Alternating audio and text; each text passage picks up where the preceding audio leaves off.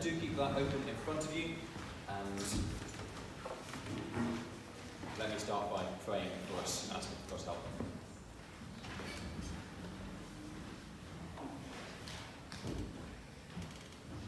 Father God, we come from all sorts of different days, different backgrounds, and different perspectives on this question of prayer. Whether it's worth it, whether you listen, whether we're wasting our time when we turn to pray to you. And we want to ask that you would help us to understand your word, help us to get it right, help us to be humble. And we pray that you will be speaking to us directly in these next few minutes to change our hearts and our lives. In Jesus' name we pray. Amen. Quick show of hands. Who has little people in their life? So it can be kids, can be little cousins, or remember younger siblings, that kind of thing. Okay, a good few of us. So you'll be familiar with conversations that go a little bit like this. So, Daddy, Daddy, Daddy, Daddy, Daddy, Daddy, Daddy, what? What do you want?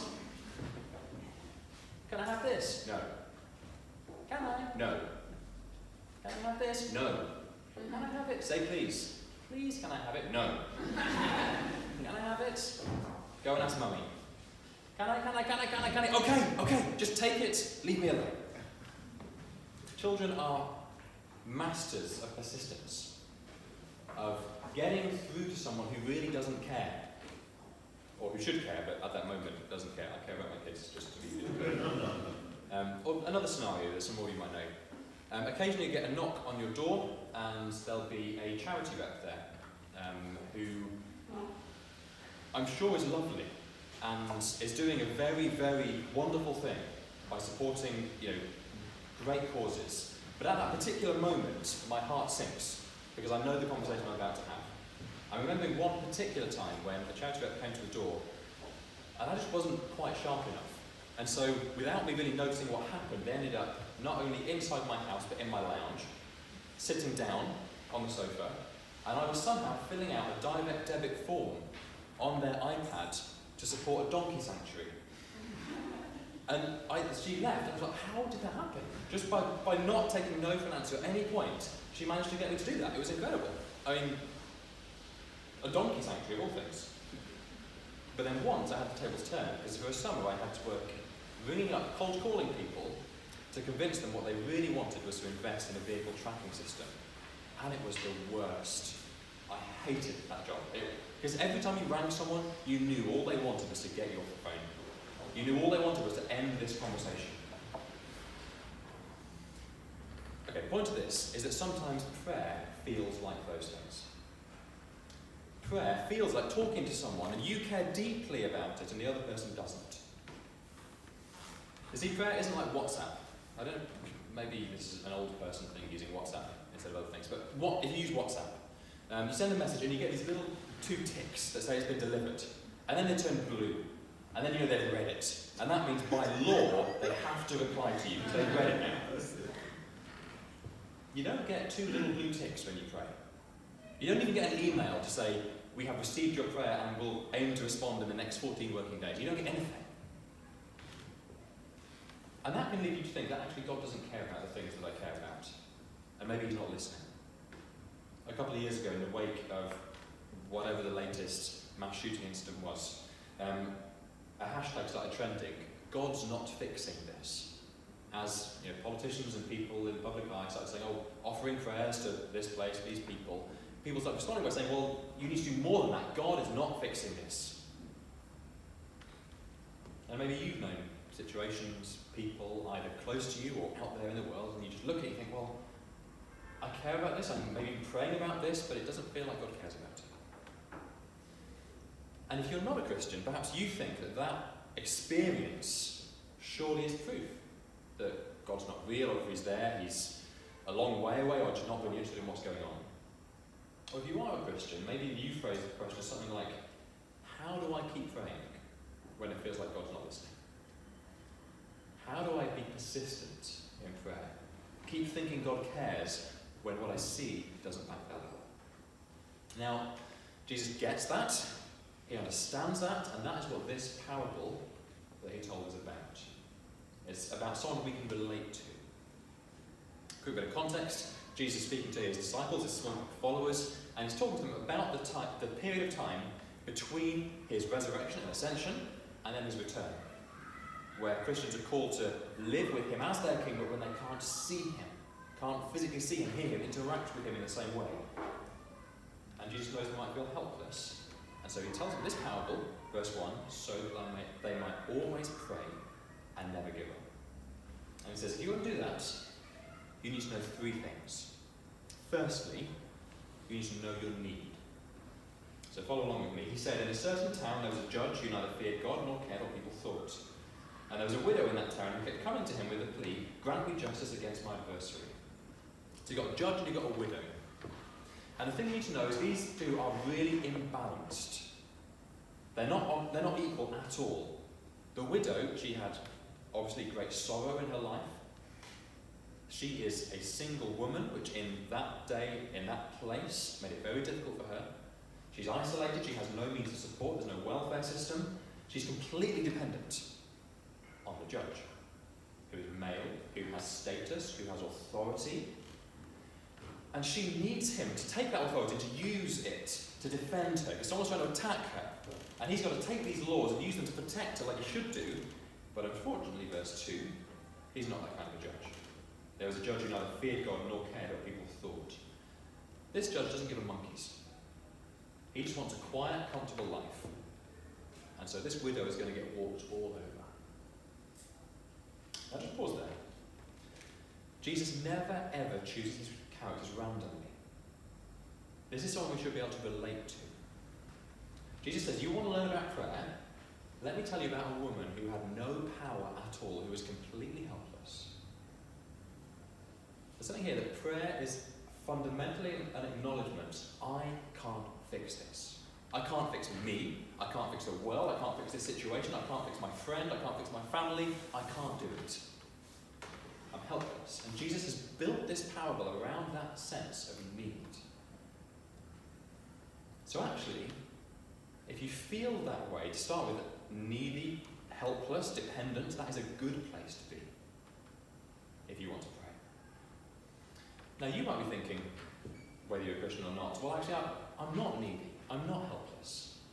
I don't need prayer. That's for people who are weak. At some point in your life, haven't you felt helpless, dependent? Hasn't something broken through that self-sustaining, self-dependent way of life? And if it has, you might think that's the blip. You might even have prayed once, but think that was just a moment of weakness. Could that actually not be the real situation? Our lives are designed to make us feel secure.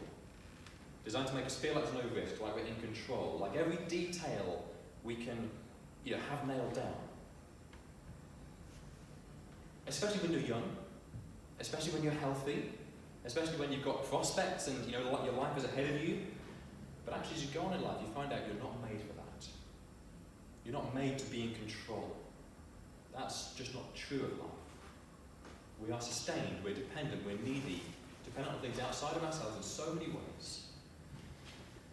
I think one thing Jesus wants us to see here is that prayer will feel impossible or ridiculous until you feel your need. Prayer starts with helplessness. And maybe the first thing for you to pray is, help me feel my need. Help me know that I can't do this on my own. Well, let's move on. So what does this widow do? We expect her to give up. We expect her to just, there's no choice. But, verse 3, there was a widow in that town who kept coming to him with the plea, grant me justice against my adversary. She doesn't give up. She nags him. She pesters him. She pops up on the way to work. But he doesn't give in. And so she fills his letterbox with mail. She fills his inbox. She fills his voicemail. She pitches a tent on his front garden. She keeps going as if she could keep going forever and forever and forever. And eventually, verse 4, he says, even though I don't fear God or care what people think, yet because this widow keeps bothering me, I will see she gets justice. So she won't eventually come and attack me. You notice he's not changed. He's not suddenly a good, just judge. But she's so persistent that she's got her own way. And the big question in this parable is that what God is like? Jesus seems to be saying the way we get noticed by God is to just pester him. Not because God cares, but because he doesn't. Always pray and never give up, because the only way you're going to get him to listen to you. That's not what Jesus is saying. Jesus is saying that's what prayer feels like, not that's what prayer is. Second thing we need to know, after know your need, know your God. Because stepping back a sec, your prayers match your God. Your picture of who God is, if you think there is a God, shapes what you think prayer is. So if your God is uninterested, then prayer is kind of like annoying junk mail. That just, sheer volume. You just want to get rid of it, and so you reply to it so they'll just shut up. Or emails where you just maybe flood the prayer server with requests until you hold him to ransom and get him to do what you want. If your God is distant, then prayer is about being loud and obnoxious and getting up in his face. If your God is impersonal, then prayer is a magic formula, saying the right words the right number of times in the right order at the right times of day. If your God isn't listening, you won't pray, because why would you bother? Your prayers match your God. And look down at verse 6.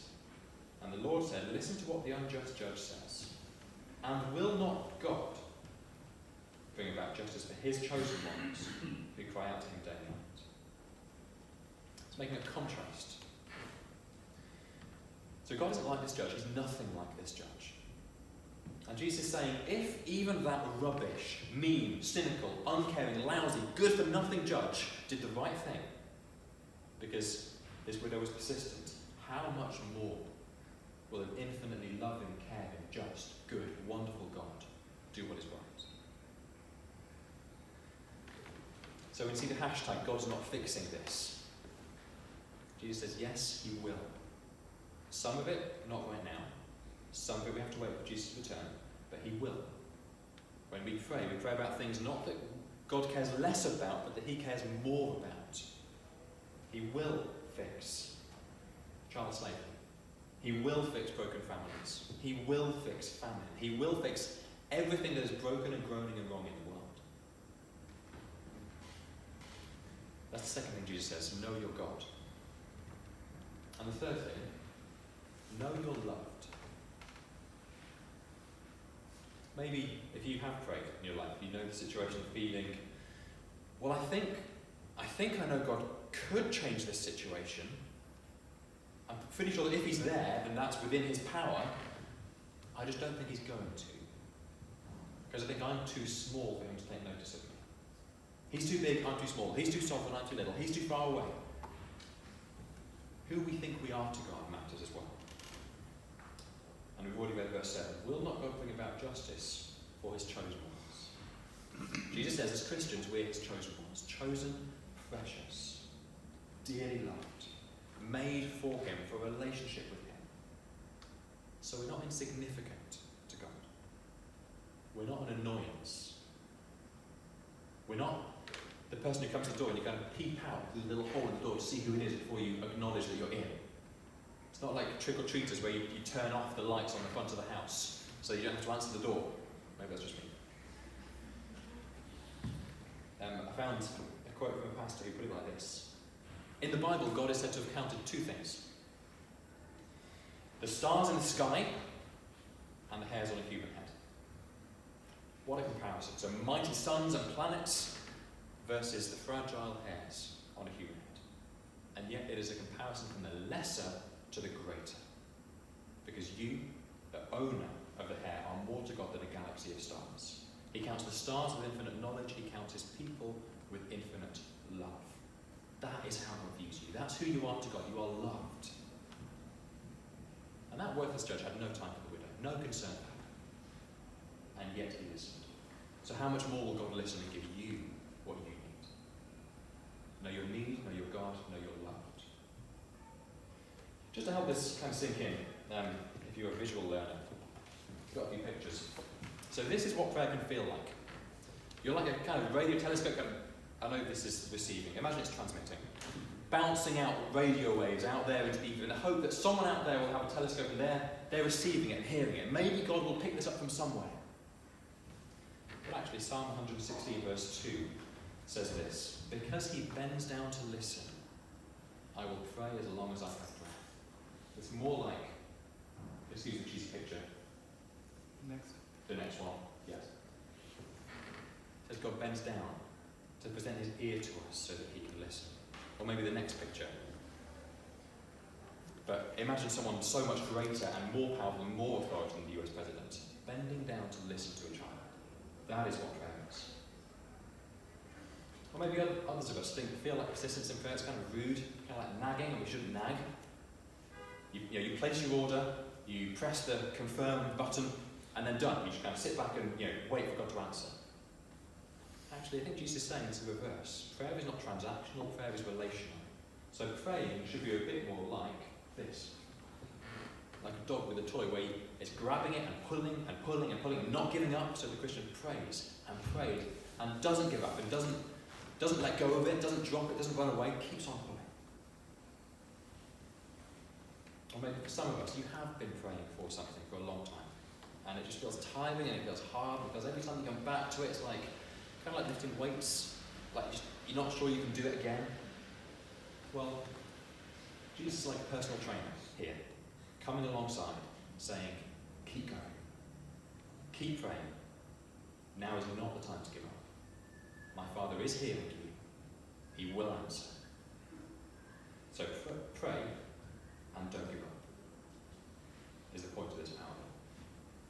Just let me illustrate that with the final story. This is an excerpt from the autobiography of George Mueller, who was a Christian leader in the 1800s. He says, in November 1844, I began to pray for the conversion, so becoming Christians, of 5 individuals. I prayed every day without a single intermission, whether sick or in health, on the land, on the sea, and whatever the pleasure of my engagements might be. 18 months elapsed before the first was converted. 18 months. He prayed every day for 18 months. I thanked God and prayed on for the others. 5 years elapsed of the same every day. And the second was converted after 5 years. I thanked God for the second and prayed on for the other 3. Day by day I continued to pray for them. And 6 years passed before the third was converted. I thanked God for the 3, went on praying for the other 2. These 2 remained unconverted. Now just think, if you are a Christian, like how many times have you said, I will pray for something every day until it happens? And then, how long was it until you stopped? Maybe you have kept on. Wonderful. For me, I think 3 weeks, maybe, of praying for something every day. 36 years later, George Mueller wrote that the other 2 were still not converted. He wrote, but I hope in God, I pray on and I look for the answer. They are not converted yet, but they will be. In 1897, 52 years after he began to pray every day, these 2 men finally became Christians, after he died.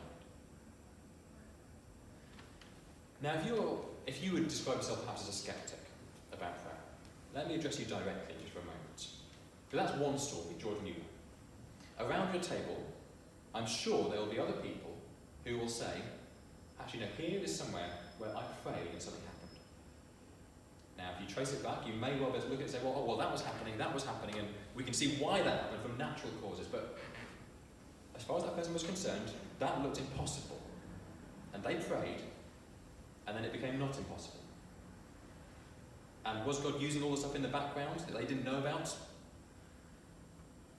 There's a question coming up as we discuss around our tables, just for people to have a chance to share. Are there places where they have seen prayer being answered? Just want to invite you to think, what do you make of that?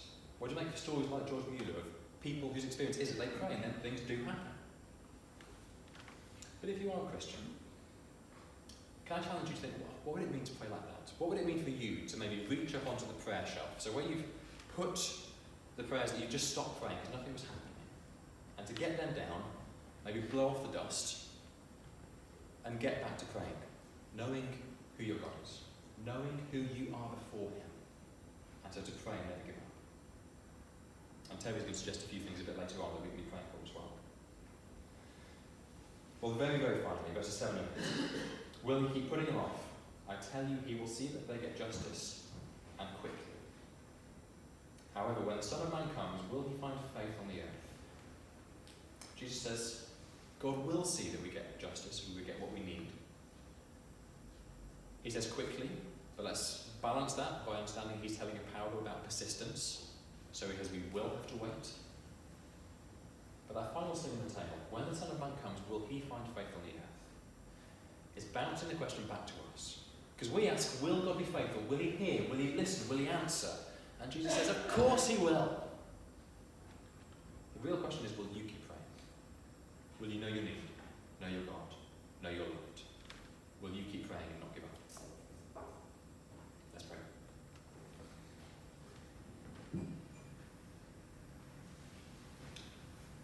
Lord Jesus, thank you for these words. Thank you for the clarity that they bring to us in a subject that is so often cloudy and confusing for us. Please help us to remember that you will return, that you will right all the wrongs in this world. And until then, you call us to be faithful to you in pouring out our hearts, in praying for not only ourselves, but those around us, the situations we're in, our country and our world. Help us to know that because of who you are, and because of our standing before you, that there is no way that you will not be listening. And please take that knowledge deep into our hearts so that we will pray and not give up.